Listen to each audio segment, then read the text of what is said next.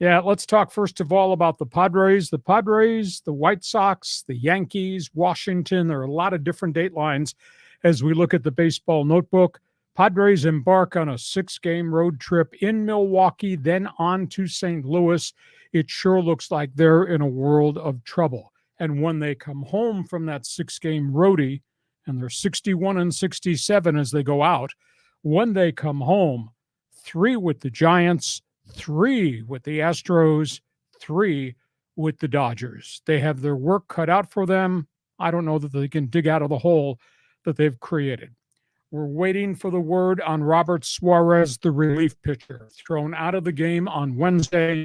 Illegal substance on his wrist. Never got to the mound. Was checked in the outfield by the second base umpire. Came to the mound. Home plate umpire looked at his left wrist. Ejected him immediately. Illegal substance. He says it was sunscreen.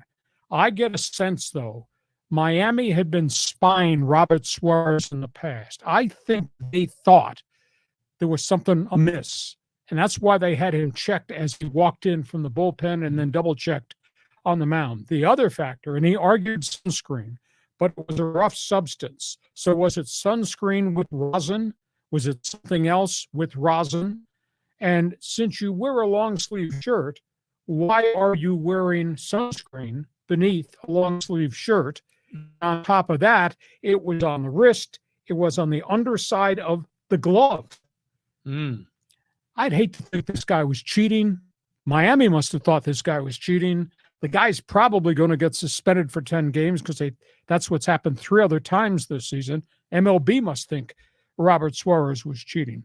One thing I don't understand, we had the incident early in the season with Max Scherzer of the Mets who got suspended, but they let him go to the clubhouse and wash it off.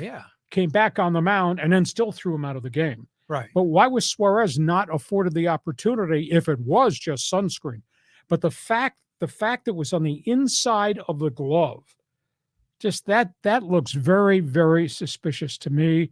And what a terrible time for this guy who's kind of an important component of the bullpen brigade.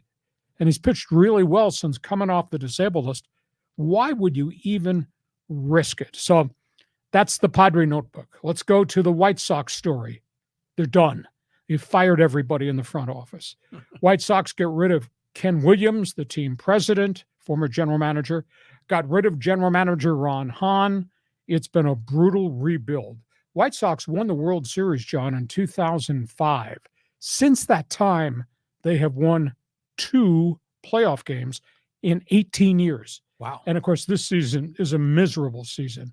They've had 11 seasons since 2005 under 500. They've had years of 89, 90, 95, 99, and 100 losses. And they've tried every component to transition from where they were to rebuild. They did it in the international theater. They did it with draft picks. They did it with college players. They did it with big money free agents. And they've just been beset by a lot of injuries. Just nothing has ever worked at Comiskey Park. So everybody in the front office is gone. There ought to be some condemnation of the owner, Jerry Reinsdorf. He just lives in his own world where I own this team and everything's okay. Well, not is everything okay, because it's been 18 years with 2 playoff wins. From that, we'll go to the Yankees situation. Boy, this is kind of messy. Brian Cashman, now, I don't know if his job's in jeopardy. He's been there a long period of time, but the Yankees are sub 500. Yankees have been ravaged by injuries. Brian Cashman yesterday called the season a disaster. They've had so many hurt players, so many guys on injured list, and they don't have much in the farm system. I don't know if he's in jeopardy, but now the media critics are really zeroing in on Hal Steinbrenner, the owner. What has your franchise become? And a really sad day in Washington. Steven Strasburg is retiring, ex-Aztec, walking away from the game, has never been able to recover from the surgeries. As a young pitching sensation, he had the forearm elbow surgery, recovered from that, shoulder surgery, recovered from that, blood clot incident near the neck, seemingly recovered from that, and then more neck problems, never recovered. He's pitched only 31 innings in 3 years. I mean, his career broke down really fast. He had signed a 7-year, $245 million contract extension. I'm not going to say Hall of Fame guy, but if he had stayed healthy, he might well have been a 200-win pitcher and a dominant pitcher. His career stats: 113 and 62, 3.25 ERA, very dominant pitcher. His postseason number: 6-2, 1.46 earned run average playoffs World Series for the Washington Nationals. Nice. So it's sad. He made himself, he grew up at San Diego State, made himself a dominant pitcher, got drafted really early, could have been a Padre had they not gone out and beat Washington in the final weekend series, cost themselves the number 1 pick. Strasburg could have been here, but great career. And to travel the long, lonely road of rehab from 3 significant surgeries and just continue to come back and try to give it a go, he just finally raised the white flag. So, John, you got your Padres, the White Sox, the mess that the Yankees have become, as we say farewell to Steven Strasburg. Pick a topic. Tell me what you think. I mean, there's so many on the table there, but let's talk about the White Sox, because it wasn't that long ago that they had a really great farm system.